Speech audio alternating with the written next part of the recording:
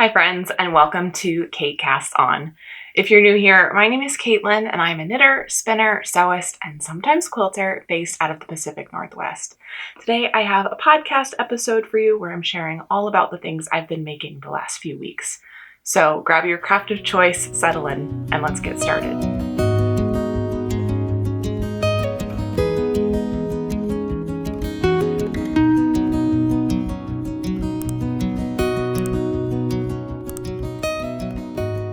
It has been a busy few weeks over here as I tried to kind of check off and wrap up the last of my winter knitting projects and also try and get kind of a running start on the things I want to make for spring and summer.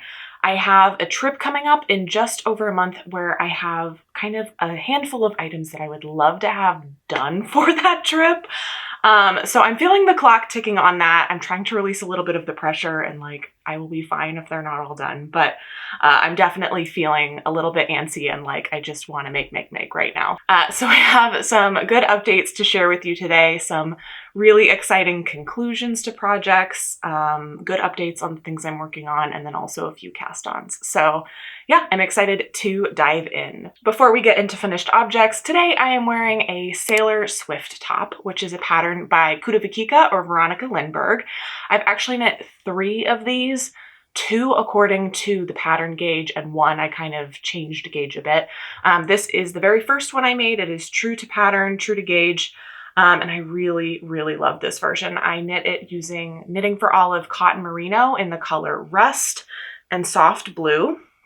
And it's just, I feel like a really nice and interesting combination that's been a lot of fun to wear. It's been 3 years since I knit this one, and I'm pretty sure this is probably my most worn summer knit. I really like this version, and I wear it all the time. So yeah, definitely recommend this pattern. It's really easy. The stripes make it really fun and motivating to keep making progress. And yeah, there's just some really fun color combinations that you can do as with any stripe project. So now let's go ahead and get into finished objects. The very first thing that I have finished in the last 2 weeks that I'm so excited to share with you is my 1988 cardigan, which is a pattern by Hannah Kim. This is an all-over colorwork sweater, fingering weight, knit with steek seams from the top down.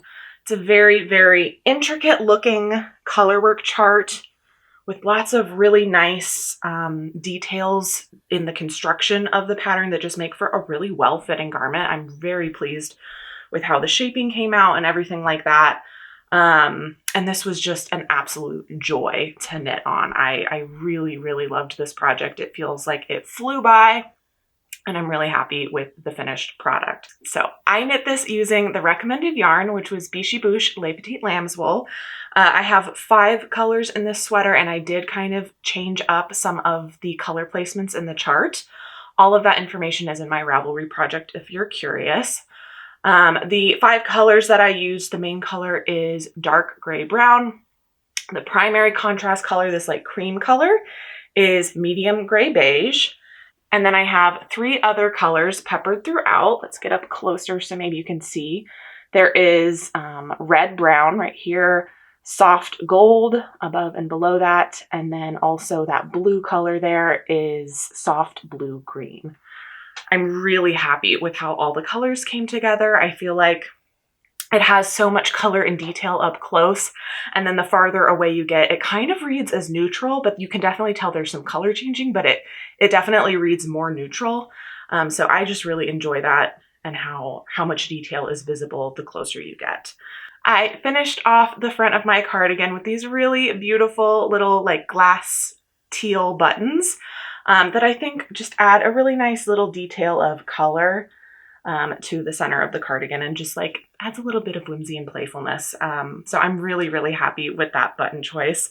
I was originally thinking that I was going to do wooden buttons, maybe a light wooden button. But when I went to the yarn store to kind of shop around, I just wasn't totally in love with any of the options. And so I started playing around with some colors that felt a little bit out of the box, found these guys and fell in love. So I'm very happy with kind of that unexpected button choice. I think it turned out really nicely. Since the last time we talked, I included a progress keeper here so you can kind of see where we were. I was most of the way done through the very first sleeve. I finished that up pretty quickly. I did end up knitting my sleeve, I think 36 rows shorter than stated in pattern. I haven't measured my gauge post-blocking. I'm assuming that my gauge actually opened up a bit and it's a bit looser than in pattern, but I just kind of measured to a point where it fits me well and I don't really worry too much about it beyond, you know, the initial fit of it. So I'm guessing my gauge is a little bit bigger, but I'm totally fine with that. I knit it 36 rows shorter than in pattern, and then to kind of compensate for that, I did a few extra decreases in the very last row before I started my cuff, just to get me closer to the stitch count as stated in the cuff. I think I'm still like 4 stitches maybe bigger than the pattern states in the cuff, but it's close enough that I'm totally fine with that. So I finished up that first sleeve, and then I went ahead and got started on this second sleeve, and I knit this entire sleeve since we talked last. And yeah, now it is totally complete. I just pulled it off the blocking mats before I hit record. So I haven't worn this yet or taken photos or anything, but I did quickly try it on and I'm really, really happy with how it came out.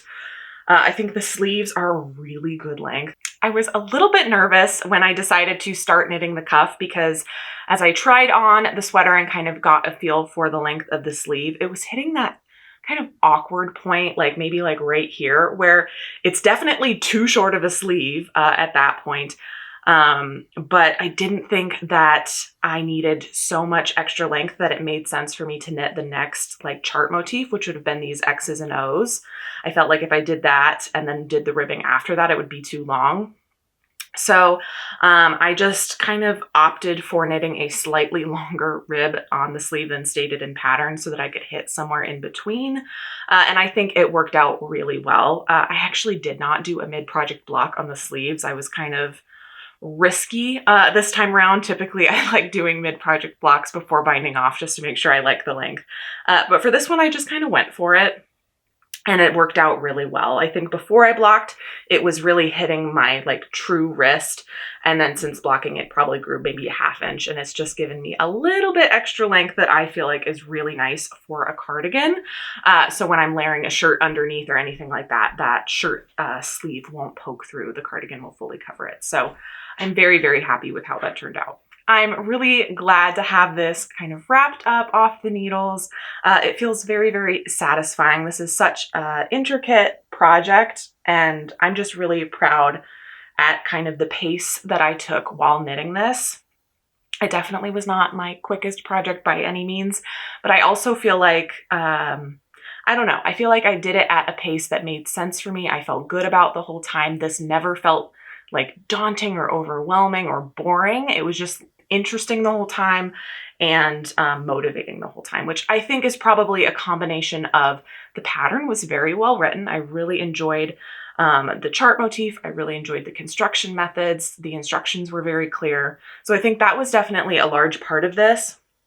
But also, I think I've gotten a lot better in the last year at kind of balancing the kinds of projects I have on my needles at the same time.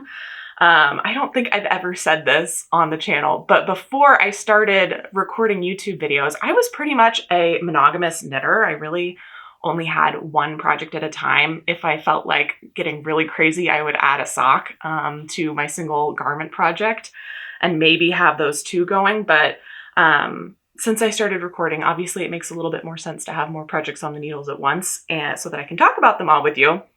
But I think having that balance was really, really nice when trying to tackle a project like this, where if I wasn't in the mood to do, you know, really intensive color work, if I was kind of on the go or not knitting in my spot on the couch, it made sense to bring another project along with me and I could still feel motivated and just like all the good feelings that come with knitting and just kind of switch it up a little bit.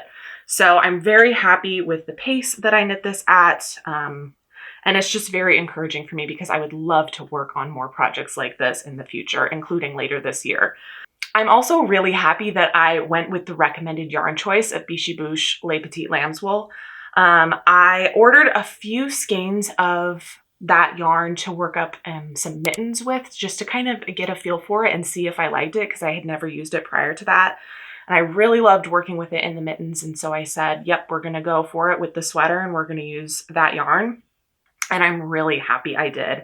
I just feel like this sweater feels so lofty and drapey and like just really lightweight and lovely. The stitches bloomed really, really well. And I just feel like the color work turned out so nice in this yarn.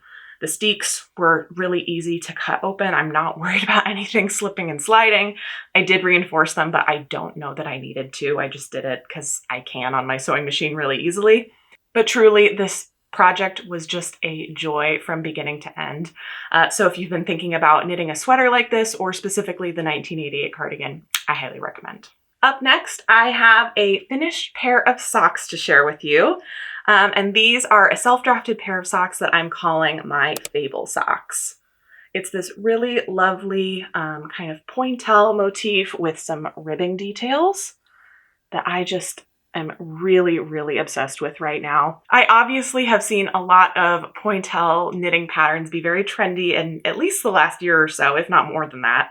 But I haven't knit anything using this kind of motif and style of lace.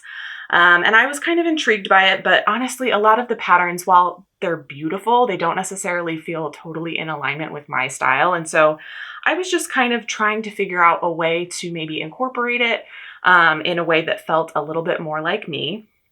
I found this red yarn. This is Coast to Coast Yarn Co. Classic Sock in the color Rosehip. Erin brought a preview of her upcoming pre-order collection, I think it's called Joy Tones, to the Rose City Yarn Crawl. And so we got to see all the colors. And this was the one that really, really stood out to me. This is the color Rosehip, just a really punchy bright red. And I thought this is the perfect yarn to do some really fun and delicate little pointelle lace work with it. So that's what I knit up with it. I really love kind of the combination and the juxtaposition of such a bold color with such a delicate little stitch pattern. I just think that's really, really pretty. So last time I talked, I had one sock done and was in the middle of my second sock. I have since completed both. I have not worn them yet, and that is for a very good reason, which is I have had a handful of people reach out asking me if writing a pattern is something that I would be interested in doing for these socks. And the answer is yes, I am definitely interested in doing that. So I have been working really hard at trying to adapt this chart motif into different sizes and grade up and down. I think I figured it out. I think it was either a day or two ago. I feel like it finally clicked and I figured out how to grade this really well for different size socks. So I'm very excited about that. I wrote up all the charts and I'm kind of in the middle of putting together a pattern for these. I have never published a pattern before. I've self-drafted many pieces for myself and I kind of write instructions for myself, but I have never like written a pattern for anyone else before. So it's definitely a little bit of a learning curve. And it's probably going to take me a little bit longer than maybe a lot of other experienced knitwear designers to kind of figure things out, but I'm having a lot of fun along the way. And ideally, I will be calling for testers in the next month or two. I think that that's probably kind of realistic. So keep an eye out for that if you're interested in knitting a pair of Fable socks. But yeah, these were just a joy to work on. I'm really excited with kind of the solution that I have for grading it. Long story short, this stitch pattern is divisible by 16, but I want to be able to grade up and down by increments of 8 stitches. And so I kind of had to adapt the stitch pattern for a couple sizes so that it could be divisible by 72 stitches and 56 stitches, which are kind of standard sock sizes. And I wanted to do it in a way that really felt true to this design. It didn't feel like I was reinventing the wheel. Or feel like a totally different sock. And I think I figured it out. So yeah, I'm very, very excited about that. And hopefully this will be a pattern available for purchase soon. So yeah, keep your eyes out for that. Thank you to everyone who reached out and expressed interest in that. That was really fun to hear. So doing my best to kind of go through that process and figure things out. That being said, if any of you watching have published knitting patterns before and have used tech editors that you love, I would love your recommendations. I can definitely do my own research too, but if there's anybody that you guys have experience with personally and love and recommend, I would definitely like to hear about it. So yeah, this is a pattern in the works, and it's been a lot of fun to kind of go through that process. That's it for finished objects, but in the spirit of that pattern and figuring that out, my very first work in progress is another pair of Fable Socks. This time I'm knitting them in this really fun kind of Kelly Shamrock green. This is Gusto Wool Core in the color 1019. It is kind of funny holding these up. It's like straight up Christmas. But obviously I will not be wearing the green and the red socks at the same time, so it will never actually look like Christmas. But it is funny that that's where my brain goes with my first two pairs of these socks. These are also knit up using my standard size, which is 64 stitches. So it's just that original chart pattern. And I'm just knitting a second sample for myself to kind of go through the pattern writing process and kind of write as I go and try and make the instructions a little bit more accessible and generally understandable, not just like notes for myself.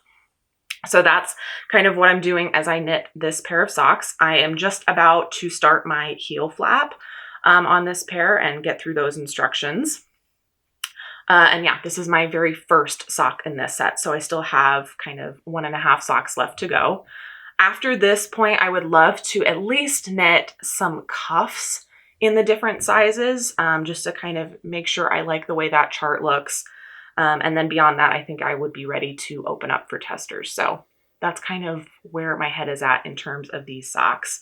But I do really love how the stitch motif comes out in the green. It reminds me a lot of 4-leaf clovers with this color. So that's been really fun and very joyful as well. My next work in progress is my Maggie vest, which is a pattern by Petite Knit.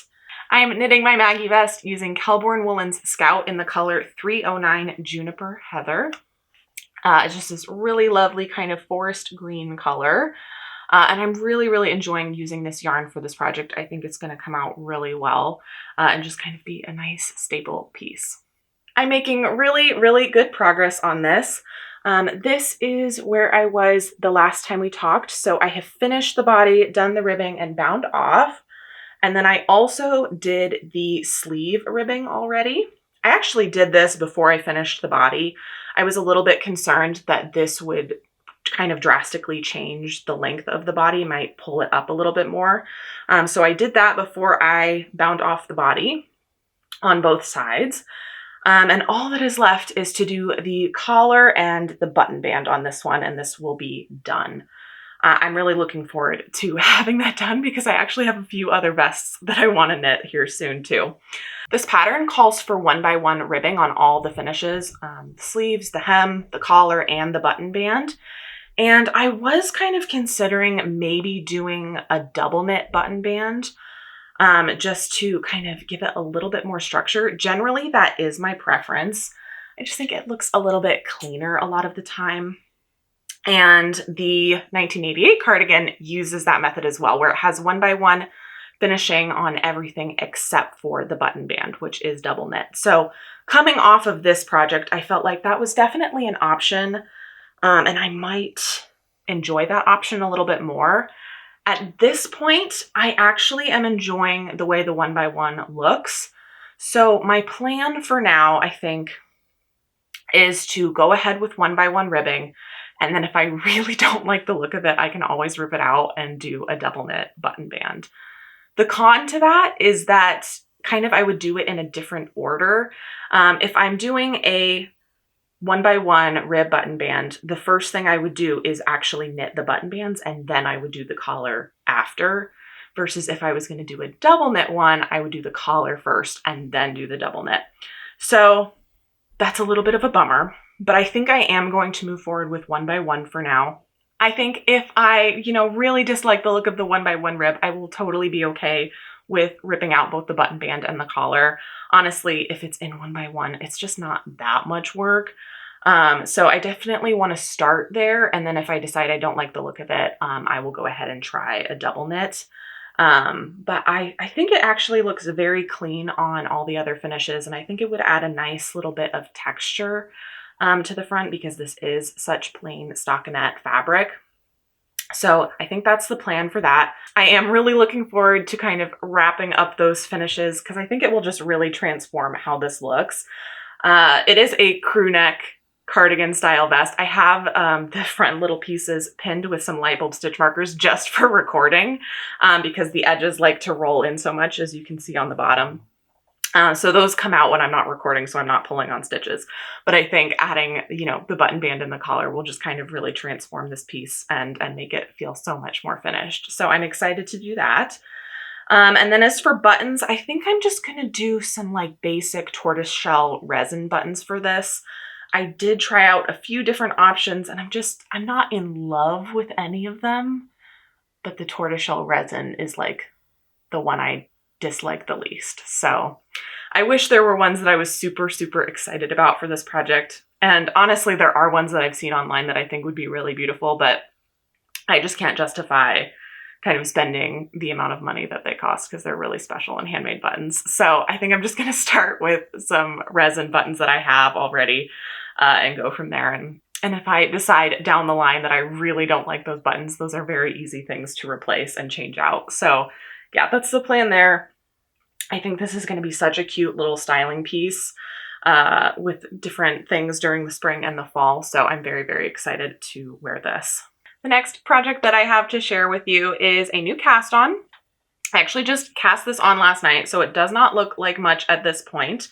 But this is the Umbria Summer Top by Cookie the Knitter. I just finished the kind of neck ribbing and I'm like 2 rows into raglan increases and short row shaping. So not a ton to show you yet, but I do have a swatch to kind of give an example of what the stitch pattern is for this top. This is like a cardigan style t-shirt with a broken like garter rib stitch pattern, which I just think is really lovely. I'm very excited about how this swatch feels. It's very, very drapey and lightweight. And I think this will be a really lovely fabric for spring and summer. I'm knitting this using Knitting for Olive Pure Silk in the color Putty. And you'll notice that this is in cake form, not in like normal Knitting for Olive ball form that the yarn comes in. And that is because I'm actually frogging an existing project and reclaiming this yarn to use for this project.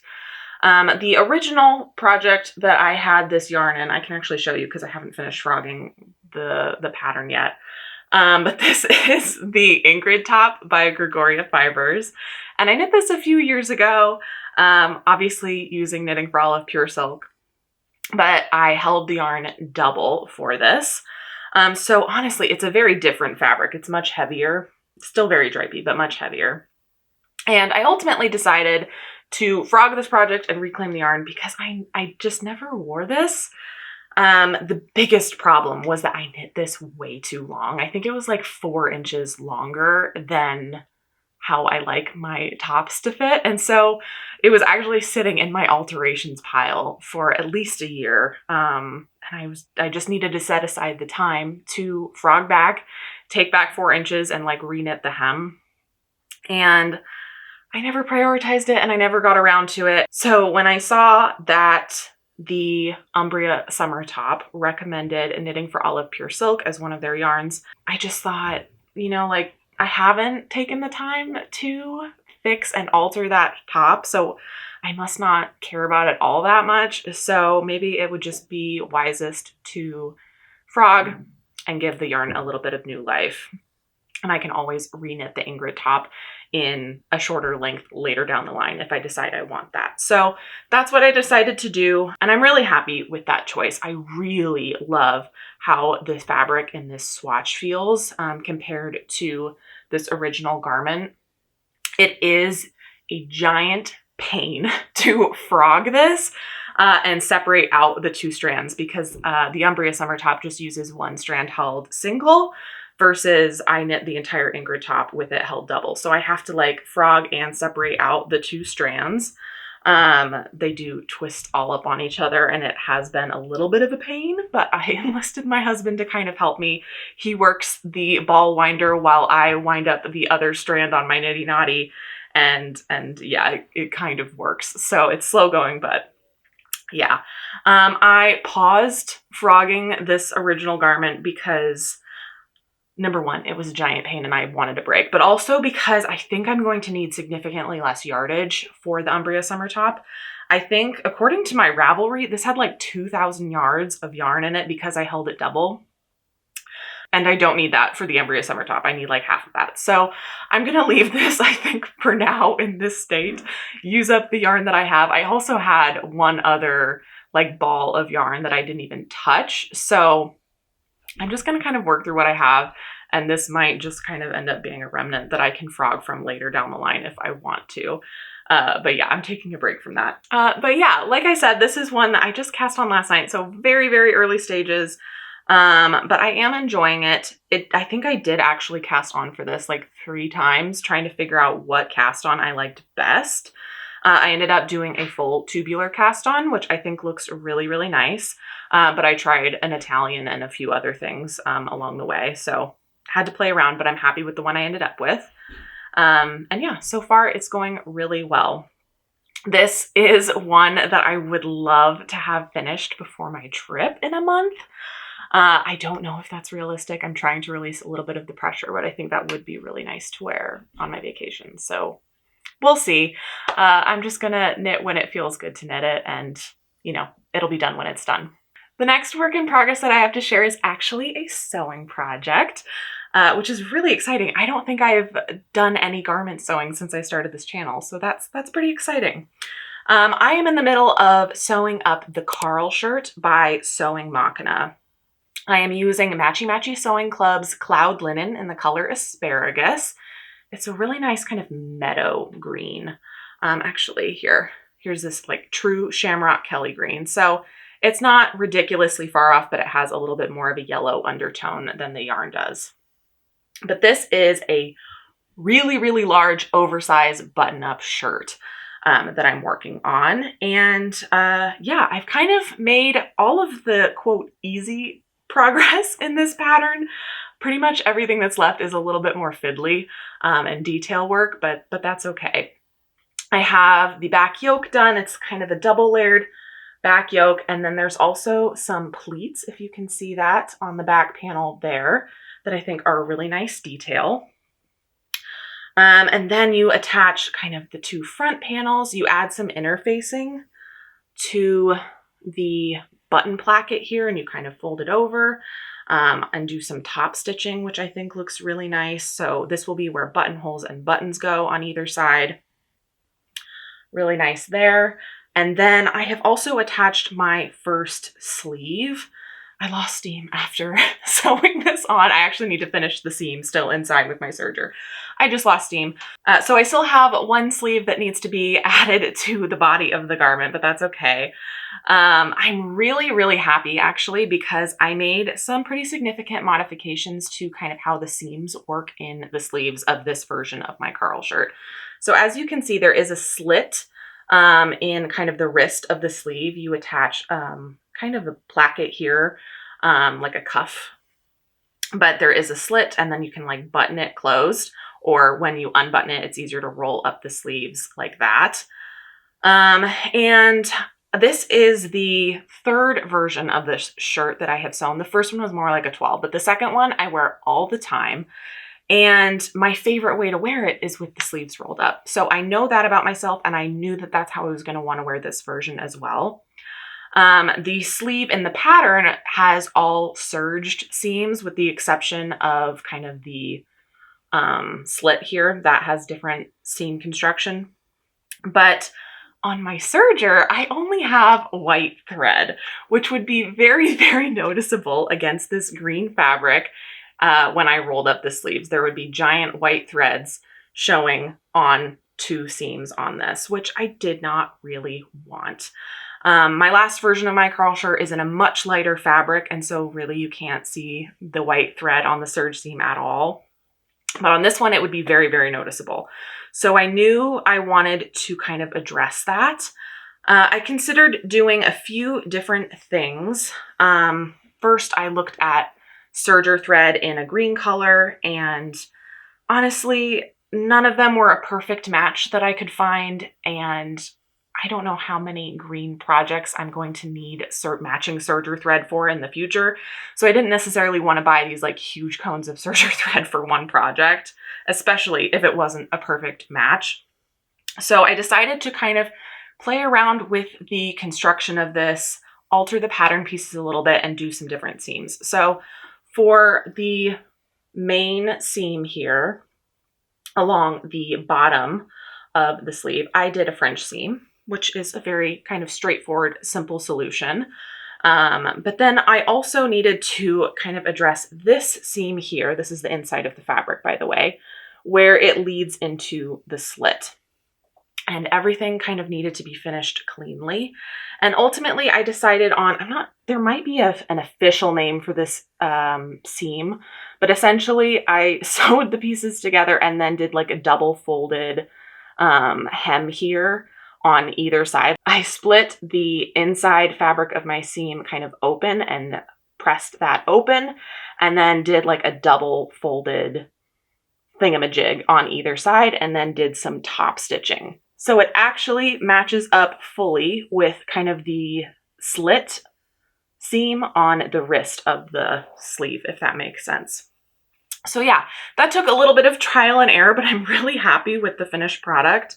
I did have to kind of modify some pattern pieces to give myself more seam allowance, but I think it worked out really well. There was, kind of some ends that didn't match up towards the top, but I kind of trimmed those down, and I think it worked out pretty well.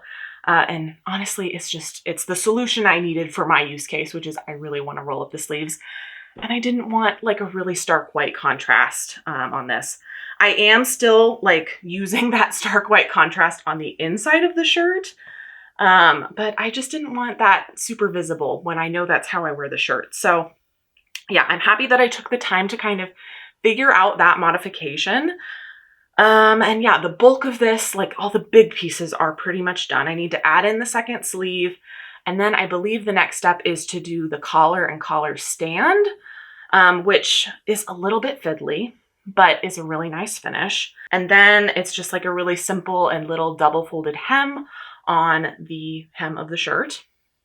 And then it's my least favorite part, which is adding in buttonholes and buttons. My sewing machine does have a buttonhole foot. It doesn't always cooperate with me, so I typically have a piece of test fabric to kind of make sure I like how it's running smoothly, the buttonhole is the correct size for the buttons I have, etc. But because there's interfacing and a couple layers of fabric in this, sometimes it does not want to go through. So that's the most nerve-wracking part for me. It's the part that I have the least control over, and to the point where I have sewn buttonholes by hand on the cuffs of my Carl shirts before, because it can't make it through that many layers of fabric and interfacing.